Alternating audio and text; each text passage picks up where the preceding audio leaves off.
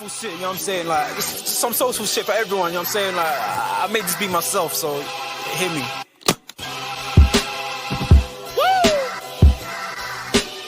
I mean, like, we can pull that clown shit away. This some real shit for you. I'm spazzing right now, so listen, let's go. Yeah. It's in their bones, the thugs in harmony for the love of the money. Then fall victim for the cookie, then turn pussy, it's lonely. You said you hold it down when life get rough, we're here now, so show me. We move them losses to them wins. Heavy pounds, we make it ends meet. Converse with only few who make me feel like I be 10 feet. Big up, peeps, big up, big up. Yo, back. Match preview, Manchester United versus Liverpool. Liverpool versus Manchester United, the big derby of the season. Pitting the two most successful clubs in England together. Although if you looked at the league table, you would not know that one of the clubs are one of the biggest clubs in world football, just by their league position and the performances that they have, of course, put in. And that's obviously Manchester United. But listen, it's going to be a tough game. Well, let's hope it's not. Let's hope it's another 7-0 drubbing that we had a few seasons ago. But listen, Liverpool versus Manchester United is always one of those kind of weird games. Nobody saw that 7-0 coming.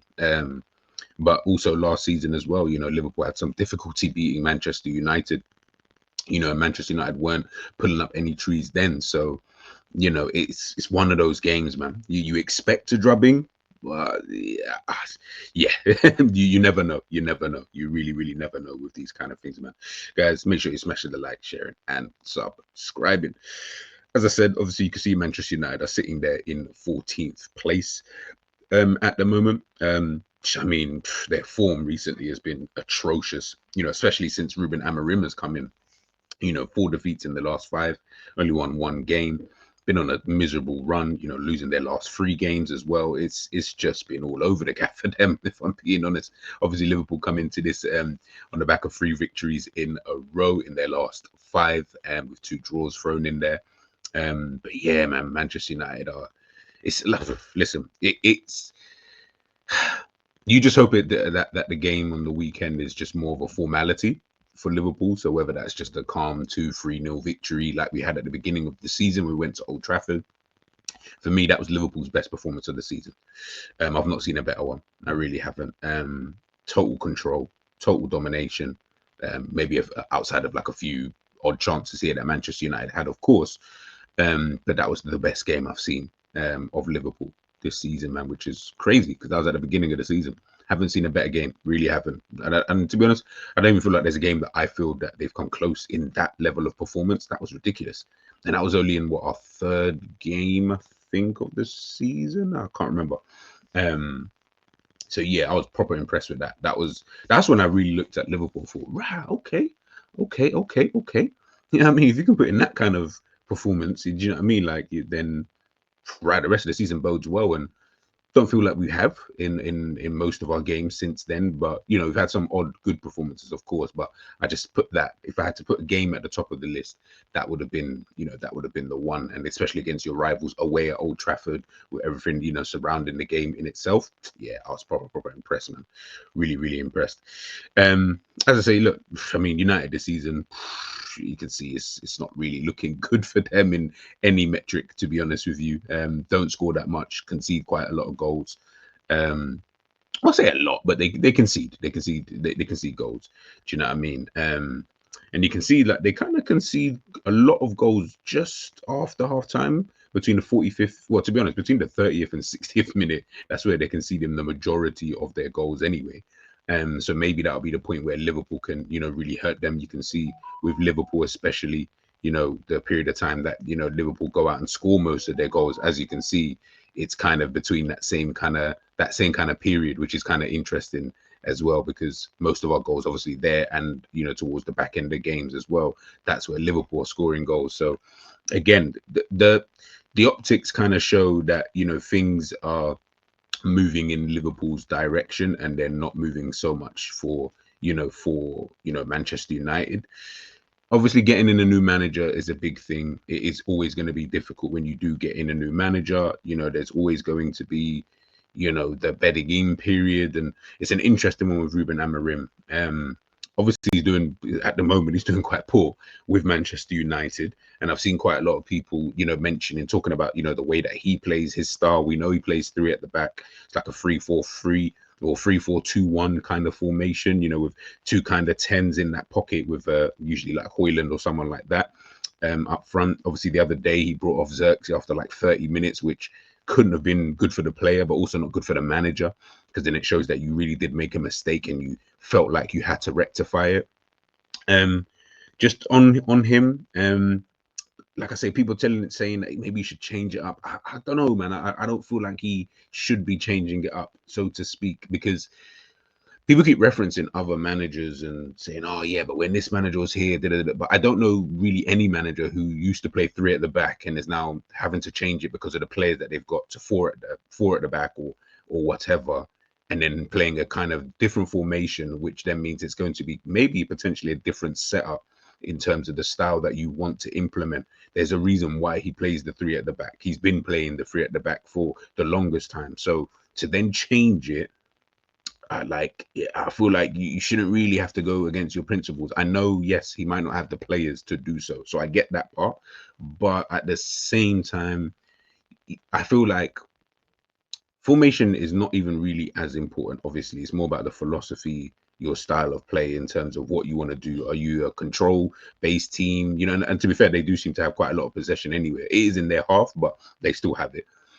Is it gegenpress? Is it long ball football? Is it, back to front, extremely quickly, with direct, kind of football? Like whatever it is, you kind of want to be able to implement that. Obviously, he plays the three at the back for whatever type of football he is trying to implement at Manchester United, and that formation for him works best. I'm not saying he cannot use another formation or he can't do something else in order to get that same result, but there's a reason why he's doing it. And I think for him, I guess he's just looking at it thinking that if he continues playing that formation, if he continues playing the style of football, eventually the players will get it. But obviously he still hasn't got his players, but the players will get it at some point in time.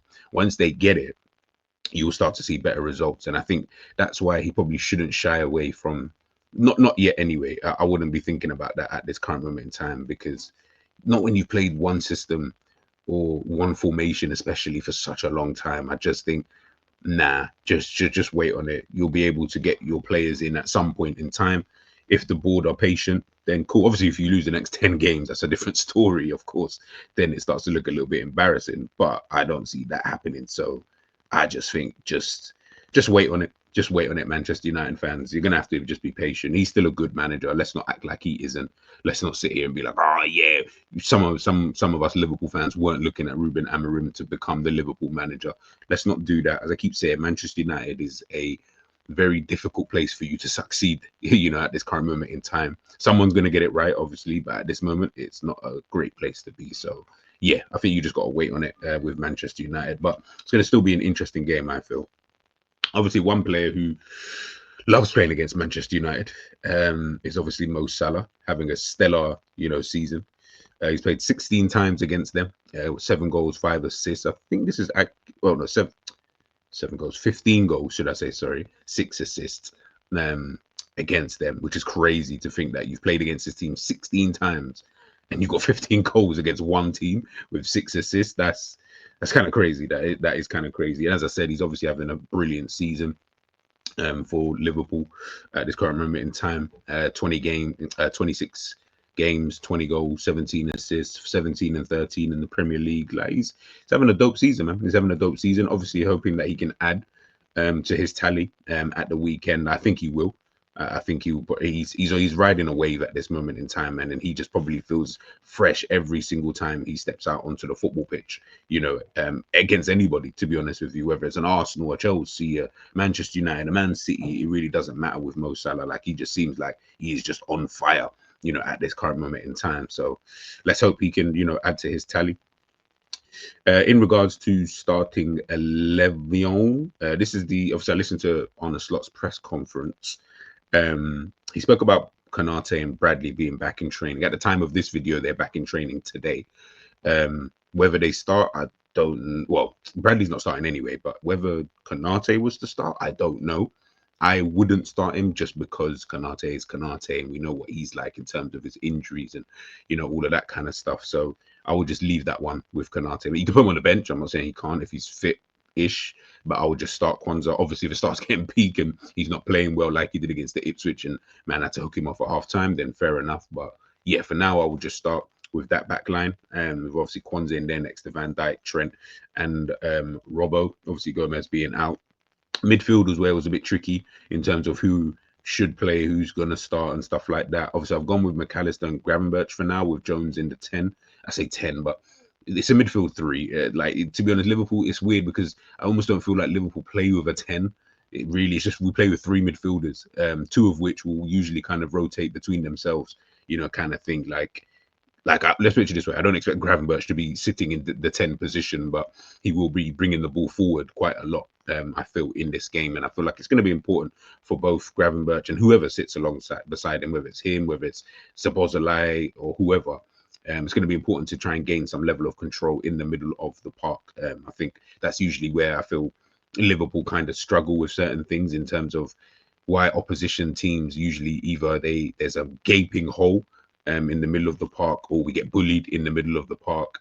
I just feel like in a game like this, just gain control. There's obviously going to be a lot of emotions flying around, but as long as you gain control, I think Liverpool win the game.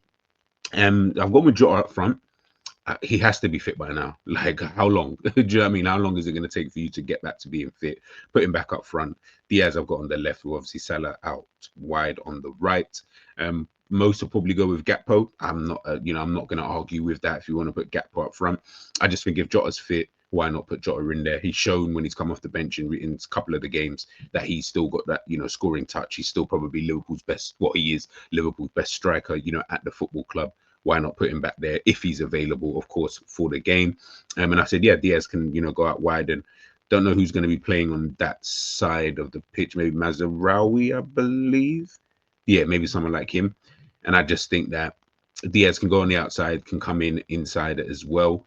And I think that might help Liverpool in the long term. I feel like that might help Liverpool in this kind of game, especially if they got the free at the back. I feel like they're going to try and make the middle very compact. So does that help Cody Gakpo, someone who likes to cut in and shoot? I don't know. I really, really don't know. It could help. It could work. I'm not saying it couldn't, but I just think that with Diaz, he can do both at the end of the day, running behind as well. And, you can potentially swap with someone like a Diogo Jota if needs be. Jota can potentially drop into like a 10 with Diaz moving into that forward spot. Jones potentially moving out there on the left-hand side to almost play left midfield, sort of. So I feel like you've got the freedom of rotation with this one. So yeah, that's what I would go with. But again, I'm not going to argue with anybody who thinks differently, man. But in terms of score, I'll probably go with 3-0. 3-0. I'll go 3-0 again. I'll go 3-0 Liverpool. Salah to get a double. Curtis Jones to get, let's just give it to Curtis Jones. Curtis Jones to get the other one. Oh, actually no. Salah 1, Jota 1, Curtis Jones the other one. Yeah, we'll spread it around. Salah to get 2 assists though. So 2 assists and a goal. I think Salah will get that in this kind of game. But again, this is if Liverpool gain that level of control. I'm not going to say it's going to be easy or anything like that, because we've done that before. Drew 0-0 at Anfield and then lost to them away both times, I think, in the Cup and then in the Premier League. So yeah, anything can happen, but we just got to, step steady. But let me know your thoughts in the comment section in regards to the game, whether you think this is going to be an easy victory for Liverpool, tough game. Like I said, Manchester United, you never really know what United you're going to get, especially when they do come, to Anfield. So yeah, could be a catch-22 or could just be a formality. Another game, Liverpool just tick off on their way to the title and then take it from there. I'll catch you guys soon. I'll catch you for the match reaction. I'll give you guys the match reaction potentially on the Monday in itself. Enjoy the rest of your weekend, and I'll see you soon. Peace.